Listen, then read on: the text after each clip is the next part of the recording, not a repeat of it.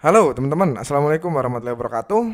Kita masuk ke bagian tentang marketing mapping dari seorang influencer. Oke, so uh, jika kita berbicara tentang marketing gitu ya, itu tidak akan jauh-jauh tentang bagaimana cara kita menjual sesuatu, gitu ya.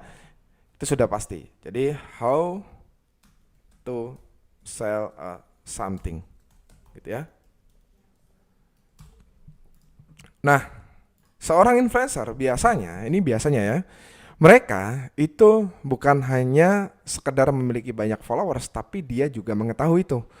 Bagaimana sih cara saya menjual apa yang saya bisa jual? Dalam hal ini karya misalkan. Jadi kalau seorang influencer nggak tahu tentang marketing mapping, ini juga menjadi sebuah pertanyaan teman-teman, gitu ya. Jadi bagaimana sih marketing mapping dari seorang influencer itu? Yang pertama, seorang influencer pasti dia akan menyiapkan produknya. Ini pasti, gitu ya. Seorang influencer dia tahu harus menjual something yang bisa bermanfaat untuk orang lain, ya. Kemudian yang selanjutnya adalah selain menyiapkan produknya, dia juga tahu bagaimana cara produknya setidaknya diketahui followersnya.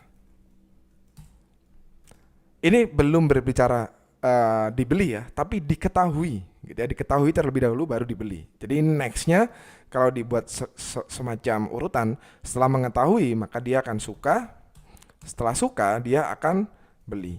Oke? Nah ini urutannya. Tapi kita nggak berbicara yang sisi sini ya, kita nggak berbicara yang suka atau beli.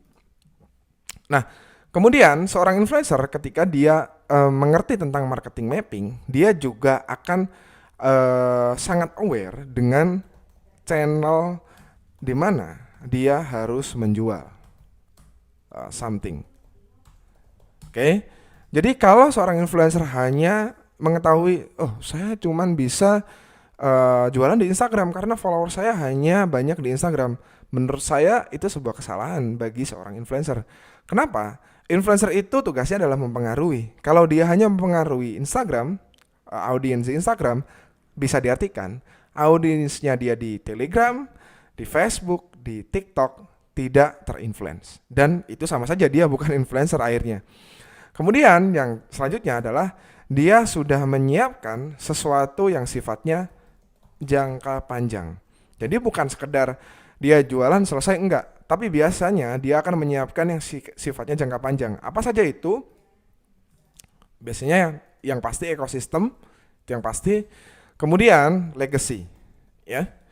Jadi biasanya pemikiran seorang influencer itu tidak jauh-jauh dari siapin produknya untuk dijual.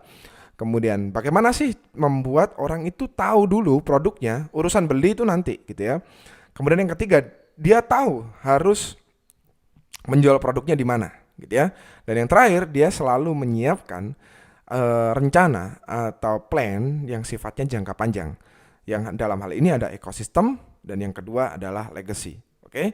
Jadi kalau teman-teman sekarang bertanya, bagaimana cara menyusun marketing mapping untuk menjadi seorang ketika saya sudah menjadi seorang influencer? Ya, siapin aja hal-hal ini, gitu ya. Oke. Ketika ini sudah terpenuhi, setidaknya teman-teman sudah menyiapkan yang dinamakan marketing mapping. Oke. Terima kasih dari saya, itu saja dulu. Wassalamualaikum warahmatullahi wabarakatuh.